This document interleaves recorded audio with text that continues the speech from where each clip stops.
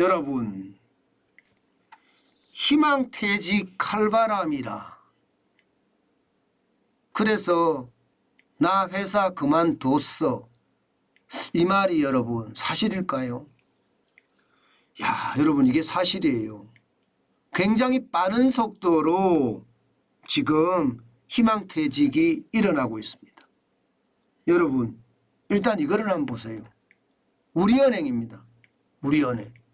우리은행 뭐 이익 많이 나잖아요. 그죠? 그런데 희망퇴직 신청 연령이 만 41세예요. 만 41세. 이제 41세만 되면 희망퇴직 신청을 할 수 있다는 거예요. 여러분 40세라는 게 한창 일할 나이입니다. 예, 40세는요 경제의 허리에 해당되고요. 이들이 어떻게 일하느냐에 따라서 회사의 실적이 달라지는 나이예요. 그런데 이 40대를 희망퇴직 받는다. 이 말은 말입니다. 충격적이죠. 그만큼 말입니다. 우리은행은 경기가 나빠질 거라고 예상하고 사전 구조조정을 단행을 하는 겁니다. 안 그래도 말입니다. 요즘 비대면 뱅킹이라고 해서 인터넷으로 뱅킹하는 게 굉장히 유행이고요. 이제는 그냥 일상화가 돼버렸잖아요.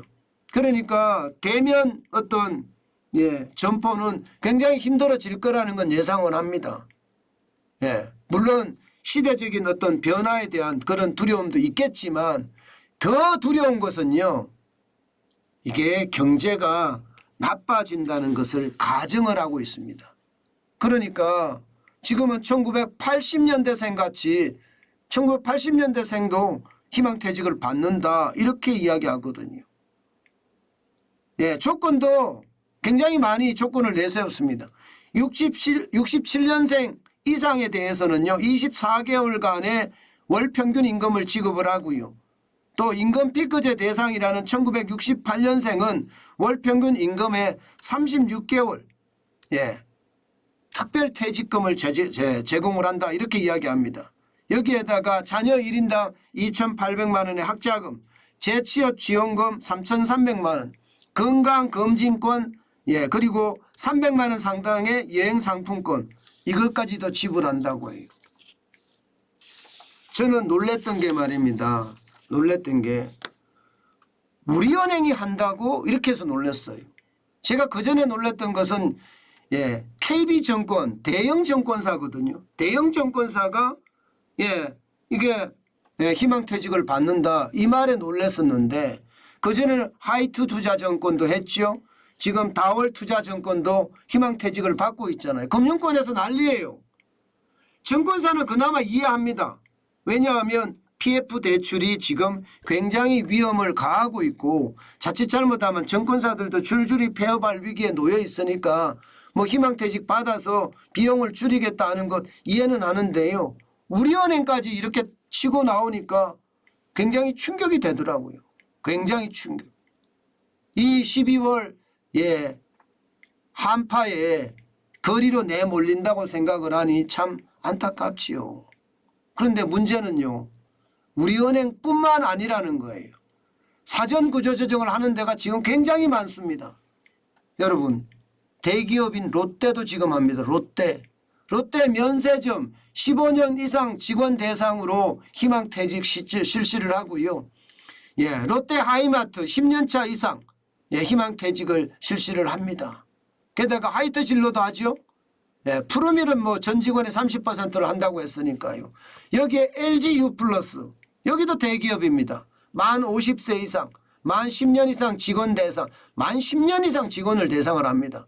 HMM이라고 이게 물류기업이죠. 여기는 건속 10년 이상 육상직 직원을 대상으로 해서 여기도 마찬가지 희망퇴직을 한다고 하네요.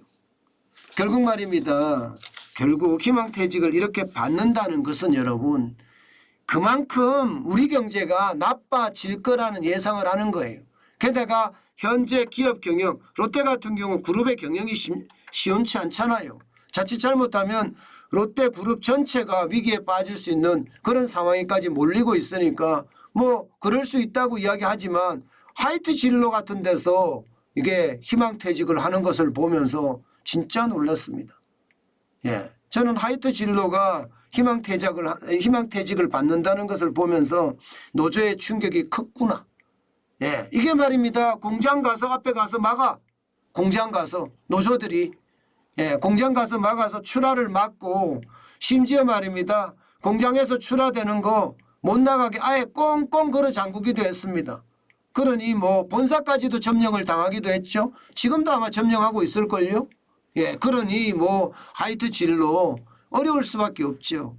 제가 말씀을 드리잖아요.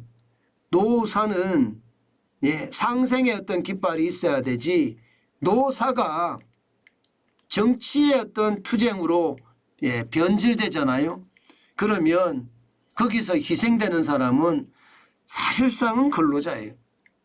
회사 경영이 좋지 않으면 결국은 말입니다. 회사 직원들에 대한 희망퇴직을 받을 수밖에 없거든. 정리해고를 할 수밖에 없거든요. 그러니까 정치투쟁으로 변질돼서는 절대 안 됩니다. 이게 노사라는 것은 반드시 말입니다. 노동자의 권리, 노동자의 안정, 노동자의 재산, 노동자의 책임 이런 것을 보호해 주는 거고 반대로 경영청은요.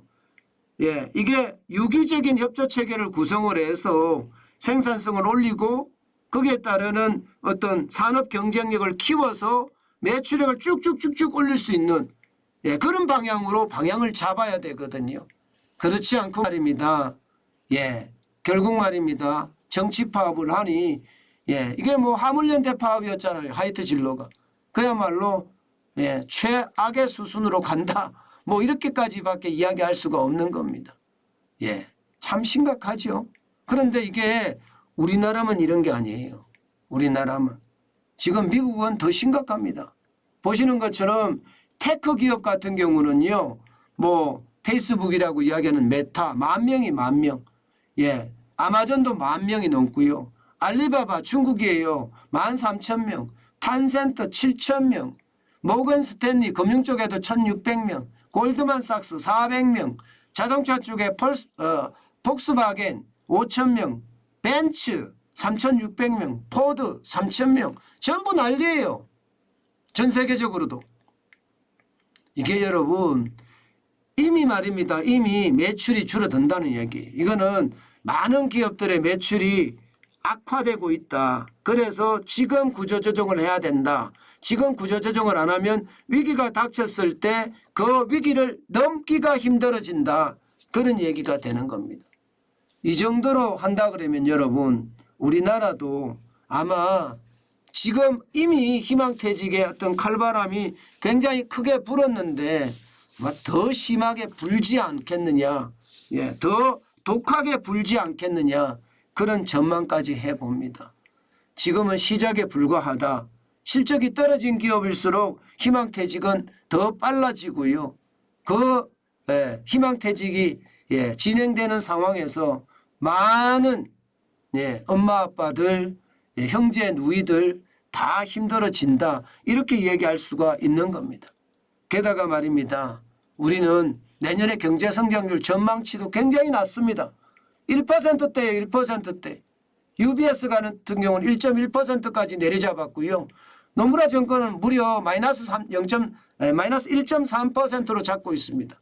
이런 상황이라면 여러분 희망퇴직 칼바람이 아니라 희망퇴직 태풍이 불 수도 있습니다. JP 모건도 1.5%잖아. 1.5%라는 게 높은 게 아니거든요. 역대급 성장률입니다. 역대급 성장률. 그러니까 얼마나 어려워지겠습니까? 굉장히 어려워진다는 이야기잖아요. 저는 늘 제가 여러분들에게 지표를 가지고 여러분들에게 전망을 해드리는데요. 그 전망들이 여러분도 아마 아실 거예요. 적어도 3개월 좀 늦게는 6개월 후에 꼭 나타나잖아요. 제가 전망한 것이. 저는 작은 쥐구멍이라도 보면 그 쥐구멍을 분석을 합니다. 그리고 그 쥐구멍이 얼마나 커질지 그 쥐구멍이 저수지 뚝을 무너뜨릴지 아닐지까지 분석을 합니다. 그런데 이 쥐구멍이 만들어졌을 때 정부가 빨리 대처해서 땜질을 하면 예, 이게 저수지에는 아무 이상이 없습니다. 그런데 이거를 방치하잖아요. 그러면 그 지구명이 커져서는 결국 저수지 뚝을 무너뜨릴 수 있는 그런 힘으로까지도 발전할 수 있다는 것 아마 여러분들도 아실 거예요. 지금 말입니다. 예, 희망퇴직이 이렇게까지 바람이 분다는 것은 여러분 최악의 상태가 아직 가지는 않았지만 결국 갈 수밖에 없겠구나. 그 이야기 틀린 전망이 아닙니다. 제가 지표를 가지고 점점점을 연결시켜서 추세선으로 보잖아요. 과거에는 어땠고 현재는 어떻고 그리고 미래는 어떤 일이 일어날 거다.